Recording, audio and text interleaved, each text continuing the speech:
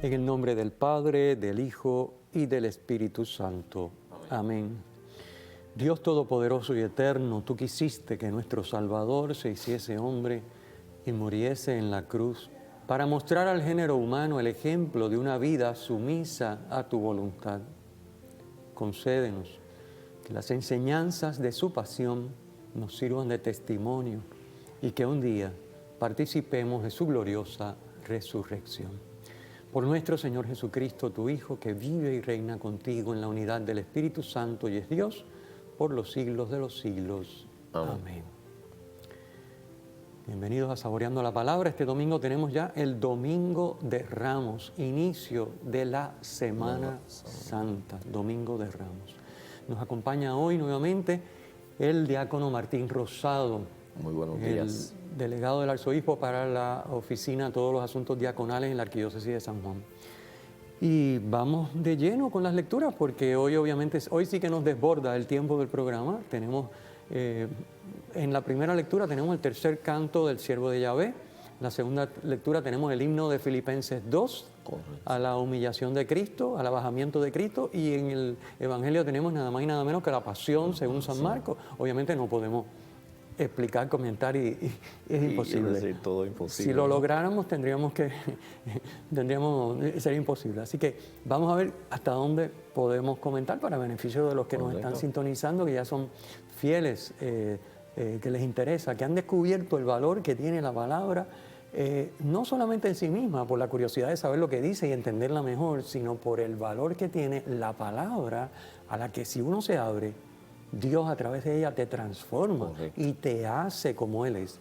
En otras palabras, si no me abro a la palabra y me dejo transformar por la palabra, no puedo vivir la alianza nueva de la que hablamos el domingo pasado. Correcto, ¿eso es así? Porque la alianza nueva no es algo que yo hago, que Dios me dice, mira, estas son las instrucciones para que las hagas. No, esas son las alianzas anteriores. Esto es lo que tienes que hacer, fracaso. No, la alianza nueva me tengo que dejar transformar para que Cristo viviendo en mí haga su parte de la alianza. Su parte, eso es así. Entonces, ¿cómo se hace eso? Pues obviamente, si no dejo que la palabra me transforme, eso es imposible. Misión imposible. Correcto. Entonces, esto quiero que los que nos están sintonizando lo entiendan. No se trata simplemente de la curiosidad de entender mejor, no es un ejercicio intelectual para decir, ay, mira las cosas que descubrí que yo no sabía, qué interesante. Sí. Es más que eso, es dejarme tocar y transformar por la palabra. Igual que si yo me expongo a los rayos del sol, me bronceo, pues de esa misma manera, si yo me expongo a la palabra, me broncea la palabra, me hace como Dios quiere que yo sea. Es hacer esa palabra suya, es hacer esa palabra suya y meditándola para que así nos ayude a nosotros a tener esa conversión o esa unión con Dios. Porque Dios nos habla a través de su palabra. Y más en esta primera lectura que nos presenta hoy, que viene del profeta Isaías. Así es. Que nos explica totalmente lo que pasó, decíamos fue del aire, miles de años atrás, lo que pasó. Así es sorprendente cómo ver que el profeta Isaías dice exactamente en estos cantos del siervo de Yahvé, describe perfectamente la figura de Jesucristo. Y en este caso específicamente el que leemos hoy Domingo de Ramos, el tercer canto del siervo de Yahvé, cómo explica lo que le pasa a Jesucristo en su pasión y muerte. Sí. ¿Verdad? Pero aquí lo que quiero resaltar yo es lo que hemos venido hablando en estos últimos programas. Estamos hablando de que Cristo es siervo de Yahvé, porque Cristo es... ¿Qué hace un siervo con su Señor? Servir. Y para servir, obedece. Obedecer. Correcto. Esa es la clave. Es decir, Jesús es el siervo porque Jesús obedece a su Señor, a su Padre. Entonces nosotros no podemos encarnar al siervo en nosotros si no estamos dispuestos a servir, a obedecer, como el siervo con S mayúscula obedeció. Correcto. Y obedecer por amor, no obedecer porque me van a dar algo. No, hay que obedecer por amor. Por amor, sabiendo que Dios me lo da todo. Por eso puedo obedecer. Si miramos un poquitito esta lectura, nos damos cuenta de que es pura corresponsabilidad. Es decir, él dice que el profeta Isaías, hablando del siervo, dice que Dios le abre el oído. Dios pone las palabras en su boca. Dios le da una lengua de iniciado. Entonces dice que Dios le ha permitido compartir el sufrimiento de los hombres para que pueda dar una palabra de aliento al que sufre. Es decir, el Padre le ha trazado el camino y le ha dado todo a su Hijo para que el Hijo pueda, haciéndose uno como nosotros, ser el Salvador. Ser el Salvador de nosotros. Es un don del Padre al Hijo, que el Hijo nos regala, y que el Padre nos regala en el Hijo para que nosotros, como tantas veces hemos explicado en los programas anteriores, dejando a Cristo vivir en nosotros, podamos honrar nuestra parte de la alianza y ya la alianza nueva no tenga fallo posible. De eso es que se trata. Correcto. Y ahí está la clave, en dejarnos guiar, en ser el instrumento de Dios, de ser el instrumento de Dios hoy en el mundo. Porque si no lo dejamos, ¿cómo la gente va a conocer a Dios? ¿Cómo la gente va a saber esto? Si no obedecemos, si no le servimos a Él. Pues aquí nos está enseñando que aunque nos duela, tenemos que hacerlo. Pero ese dolor, como decíamos en programas anteriores, debe ser por amor. Claro. Y a través de ese amor, que es Dios, ponemos a Dios primero, pues Él nos dará y tendremos la recompensa. O sea, es hacernos imagen de Él, hacernos guiar por Él. Que como dice la lectura, ofrecer nuestra espalda, nuestra mejilla, todo. Porque nos triturarán, nos darán, pero más lo pasó Jesús. Ver eso en nosotros. Yo pienso también que es importante no ver esto tampoco en clave de tragedia. No, es decir, correcto. Porque uno puede leer esta lectura y decir, diantre, después de leer eso a mí no me quedan ganas de hacer nada. Es decir, yo lo que quiero es salir corriendo. Sí, coger huir. Bueno, a ver, también de lo que se trata es de, para que Dios se nos dé, darme yo por completo a lo que Él tenga dispuesto. En el caso de Cristo ya sabemos lo que tenía dispuesto. ¿Sí? Su vida, pasión, muerte, resurrección, pues ya lo sabemos, está narrado en los evangelios. En el caso de cada uno de nosotros es lo que Él tenga dispuesto. Y eso nos lleva a la segunda lectura de hoy, que explica perfectamente cuál es esa dinámica. La dinámica del abajamiento, de la kenosis de Cristo, que corresponde a ese abajamiento, corresponde la exaltación. Como todo es don de Dios, en la medida en que yo me lo dejo dar, en la medida que yo vivo el abajamiento, Dios me exalta porque Él me da. En la medida en que yo no me dejo dar, pues yo me quedo a nivel del suelo. De eso es que se trata. Correcto. Entonces, eso es lo que nos explica este himno precioso de San Pablo, Filipenses 2, conocidísimo, que se lee muchísimo en la liturgia, y que nos explica que lo vamos a comentar ahora luego de la pausa, cómo Jesucristo supo recorrer ese camino de dejarse dar, y para dejarse dar, entregar lo que le habían dado. Se despojó. Se despojó para poder recibir. Correcto. Bien, tenemos que ir a una pausa, regresamos enseguida.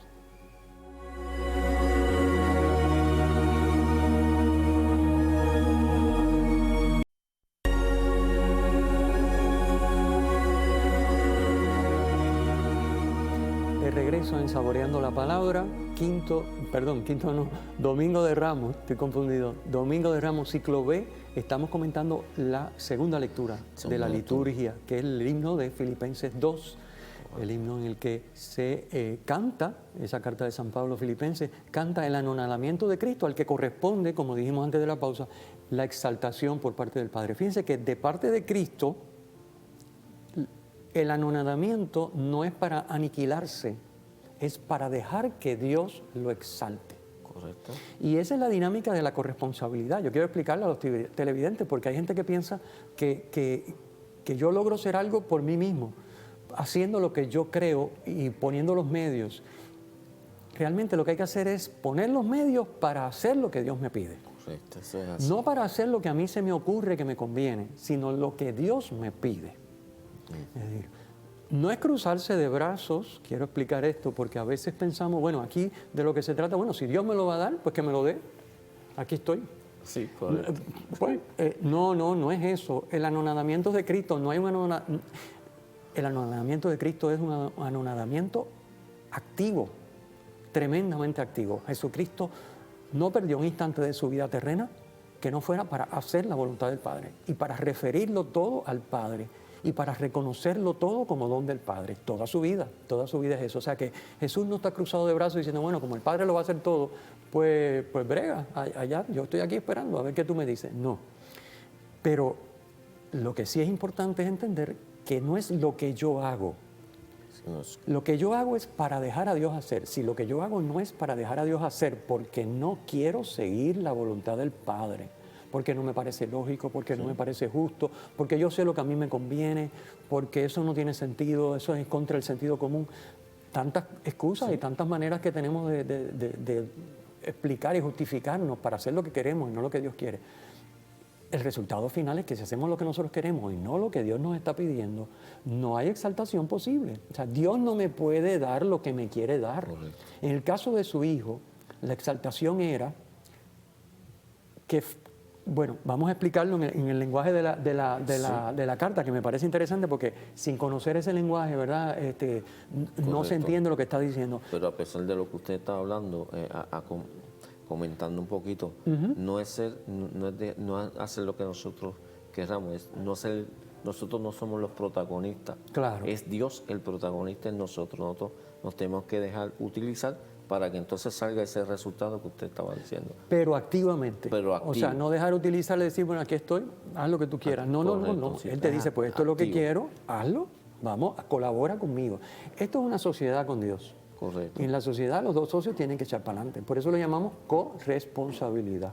De eso es que se trata. Bueno, lo que quiero explicar a los que nos están sintonizando es el tema de que San Pablo dice que porque Cristo no se apropió de lo que le pertenecía. Es decir, Cristo es Dios. Claro. Y Él no se apropió de su divinidad y dijo, bueno, pero espérate, yo soy Dios, ¿cómo que yo morir en cruz? Tú estás loco, ¿cómo que yo hacerme hombre para empezar? No, nada de eso, eso que lo haga otro porque yo soy Dios. Como Cristo estuvo dispuesto a entregarlo todo, inclusive su divinidad, ¿verdad? Dios le pudo entonces dar, el Padre le pudo dar a Jesucristo todo como don. Y ese todo como don, la lectura lo trae, por ejemplo, dice, le dio el nombre sobre todo nombre. ¿Qué cosa es el nombre? Ya lo hemos explicado antes. El nombre se refiere al ser de la persona. El ser y actuar de la persona es el nombre. Así que al darle el nombre sobre todo nombre, quiere decir que lo mostró como Dios. Mostró, porque Cristo renunció a su divinidad, el Padre mostró a todo el mundo que Él es Dios. Es lo que está diciendo, le dio el nombre sobre todo nombre. Y para que todo el mundo, como dice la lectura, toda lengua proclama que Jesucristo es el Señor para la gloria de Dios Padre. Correcto. O sea, que Él murió por nosotros, que Él pasó por eso, ¿para qué? Para que lo reconozcamos a Él. O sea, porque Él estuvo dispuesto a entregarlo todo, el Padre ha hecho que ahora sea patente para todos que Él es Dios, que Él es el Señor, que es la expresión con la que la Biblia se denomina a Dios, ¿verdad? Kyrios. No es Señor de decir Señor fulano de tal, sino Señor en la Biblia, por eso decimos Señor ten piedad. No es Señor porque sea masculino, sino porque es Kyrios en griego, que es Señor, es la traducción. Entonces, porque Cristo estuvo dispuesto a entregarlo todo, porque Cristo se anonadó, es decir, no se apropió de lo que era suyo, porque Cristo no se apropia de lo que es suyo, entonces el Padre se lo puede dar todo.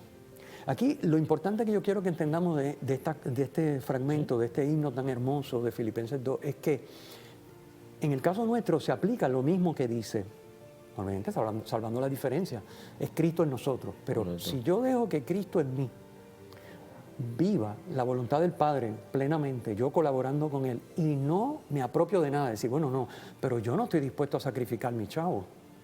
No, pero yo, mi reputación, no, hasta ahí llegamos. No, yo mi salud, con eso no se juega. No, yo tengo que estar bien. Si no estoy bien, no, Dios no puede querer eso. Fíjense que todas las cosas a las que nosotros estamos apropiados, mi tiempo, pero mi tiempo, ¿cómo yo le voy a...? Bueno, sí, ya bastante con que yo le doy 1 hora a la semana, ¿qué más quiere?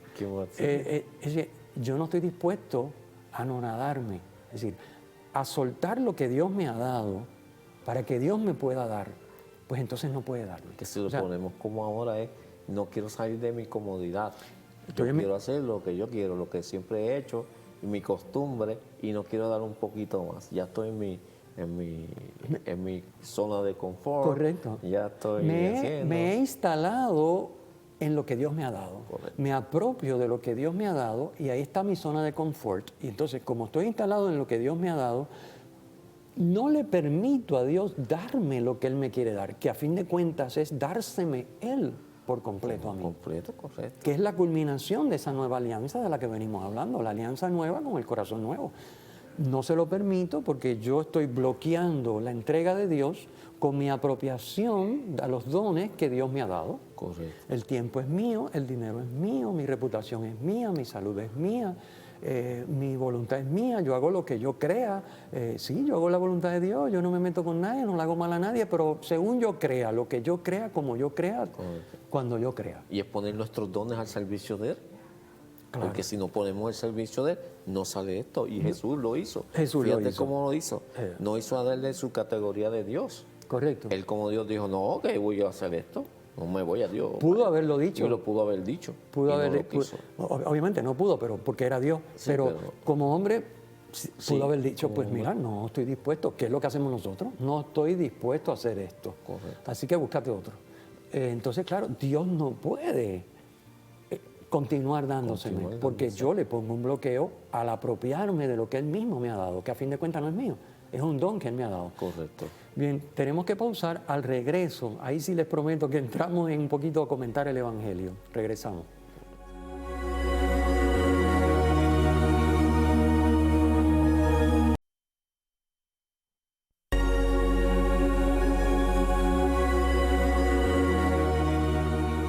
Comentando las lecturas del Domingo de Ramos, ciclo B, estamos ya para hablar un poquitito del Evangelio. Hablamos antes de la pausa de la segunda lectura, que es el himno de Filipenses capítulo 2, la carta de Filipenses de San Pablo, y ahora vamos a hablar el Evangelio de hoy. Como ustedes saben, todos los domingos de Ramos se lee siempre el Evangelio, la pasión de Jesús. En el ciclo B se lee la pasión según San Marcos. En los otros ciclos pues se lee según San Lucas y según San Mateo, Sí, ¿verdad? San Mateo. Mateo, Lucas, Marcos y Lucas. Hoy estamos en el ciclo B, así que estamos leyendo la pasión según San Marcos. Obviamente no podemos comentar toda la pasión porque es un relato muy extenso, incluso siendo el de Marcos el más breve de los tres. Correcto. Es demasiado contenido. Pero sí comentarles un poquitito a los que nos sintonizan cómo Marcos resalta el silencio y la soledad de Jesús. Son dos características que presenta el Evangelio de la Pasión de Marcos. La soledad de Jesús. Esto lo vemos también en los otros evangelistas, ¿no? Cómo Jesús se queda solo. Sí. Con Jesús, solo. Él dice, el Padre siempre está conmigo y yo con el Padre, ¿no? Sabemos que el Padre nunca lo abandona y Él nunca abandona al Padre. Pero es decir, humanamente hablando, Humanamente. allí no queda nada. Allí no queda nada, hasta que después al pie de la cruz reaparece María con las mujeres santas. Pero, es decir, en el huerto de los olivos no queda nadie. Sí, Si todo el mundo sale corriendo, en casa del sumo sacerdote, los únicos que están allí son Pedro y Juan, y Pedro lo traiciona, Pedro lo lo negó niega 3 veces. Es decir, allí no queda nada. Allí no queda nada. se Todo el mundo quedó sale solo. corriendo, todo el mundo se esconde, todo el mundo desaparece. Entonces, Jesús queda la soledad de Jesús. O sea, cómo Jesús es fiel al Padre, incluso cuando todo el mundo lo abandona. Qué gran ejemplo este Domingo de Ramos. ¿Cómo es nuestra fidelidad? Cuando Fidelidad. todo el mundo abandone a Dios, nosotros, ¿dónde estaremos? ¿Con Jesús y el Padre? O estaremos huyendo como hicieron los demás. Por lo menos en el mejor caso como Pedro, que lo traiciona, Como pero Pedro, después se arrepiente, sí. porque Jesús siempre nos va a acoger. Pero hay que arrepentirse. Correcto. No podemos quedarnos en la traición y decir, bueno, como Dios es bueno, Él me va a salvar traicionando. No, Jesús no salva traicionando. Tengo que arrepentirme. Tengo que arrepentirse. Si lo he traicionado. Que pobre Judas Iscariote, que fue quien lo entregó, yo digo que si hubiese tenido ese otro lado de arrepentirse, Es que el arrepentimiento es la clave, porque Dios no quiere que nadie se condene. Dios envía a su Hijo al mundo para que tanto amó Dios al mundo, para que envió a su Hijo unigénito, para que todo el que cree en Él tenga vida eterna, para que nadie se condene. Pero yo quiero que Dios me salve en contra de mi voluntad. Pues no puede ser. pues no, uno se tiene No que puede ser salvar. porque soy libre. Ese es básicamente el problema. O sea, y claro, yo quiero seguir haciendo lo que yo quiero y que Dios me salve. No funciona. Eso no funciona. Es como tú sabes, yo quiero tirar el carro al mar y que el carro flote. No, los carros no están hechos para el mar, tienen que comprar un bote. O sea, lo siento, es así como funciona. Es Bueno, así, sí. Dos detalles interesantes que para ahorrar el tiempo aquí un poquitito en este relato que puede ser interesante para cuando ustedes escuchen y de hecho participan, porque muchas parroquias hacen dialogados. Yo en mi parroquia hago el relato de la pasión dialogado, ¿verdad? El cronista, Cristo y la asamblea, que es muy interesante porque uno como que se mete en el texto. El tema de la condena de Jesús, pues a Jesús obviamente lo condenan las autoridades religiosas, son las que lo condenan. Pero las autoridades religiosas lo condenan por una acusación religiosa, lógicamente. Dicen que es un blasfemo, porque se hace pasar por el Hijo de Dios. Dice que Él es el rey de Israel, es la acusación religiosa. Pero ellos saben que ellos no tienen autoridad para matarlo. Y como ellos lo que quieren es matarlo, porque han decidido que según la ley de Moisés al blasfemo le corresponde la muerte, pues entonces necesitan que la autoridad romana sentencie que lo maten, porque ellos no tienen autoridad para matarlo. Entonces ellos convierten la acusación religiosa de blasfemia, la convierten en una acusación política, porque Pilatos no va a funcionar con una acusación religiosa. Él dirá, bueno, eso es problema de ustedes, allá ustedes con su religión y sus cosas. Entonces ellos le dicen, no, es que este se hace pasar por rey de los judíos. ¿Verdad? Rey de los judíos sería, por ejemplo, ¿quién? Herodes. Es un rey político. Decir rey de los judíos es una acusación política. Este se hace pasar por rey de los judíos. Por eso lo mandaron a donde Herodes, para Correcto. que lo juzgara. Pero él dice, ¿Sí? esto no es mío, mándaselo a Pilato. Sí, él no tiene problema, pero Pilato es el que en última instancia toma la decisión. Pero fíjense qué interesante. Pilato, el diálogo vale la pena meditarlo, leerlo con calma, profundizarlo en el silencio de la oración. Yo se lo recomiendo a todos, no esperar a llegar allí el Domingo de Ramos a ver cómo lo leemos y a ver qué pasa. No, con tiempo, vayan antes, lean, digieran un poquitito este texto.